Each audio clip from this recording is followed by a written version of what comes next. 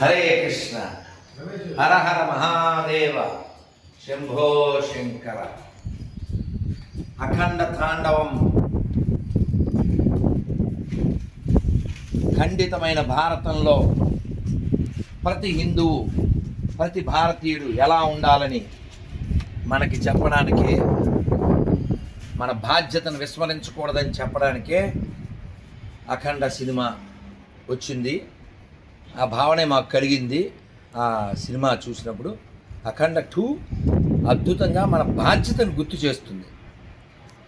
మీరు పార్టీలు, కులాలు, ప్రాంతాలు పక్కన పెట్టి ఇది నా దేశం, ఇది నా ధర్మం అని దృష్టిలో పెట్టుకుని ఇటువంటి ఏ సినిమా అయినా సరే ప్రోత్సహించవలసినటువంటి బాధ్యత మన మీద ఉంది.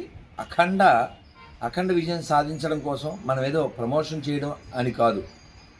అది ఏ సినిమా అయినా మనం చాలా దేశభక్తి, దైవభక్తి సంబంధించినటువంటి ఏదైనా మనం రక్షించుకోవడానికి, మనం కాపాడుకోవడానికి, మన ధర్మం విషయంలో, మన సాంప్రదాయాల విషయంలో మనం ముందుకెళ్ళడానికి ఇదొక మనం చేయగలిగే పని, మన చేతిలో పని.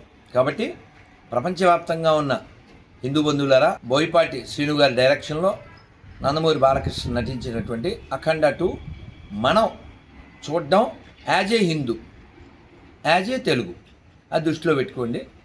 ఇంకా ఆల్రెడీ చెప్పాల్సింది చెప్పాను. భారత్ మాతాకి జై. అఖండ భారత్ కి జై. జై Shriram. Please subscribe to Leo News for more videos.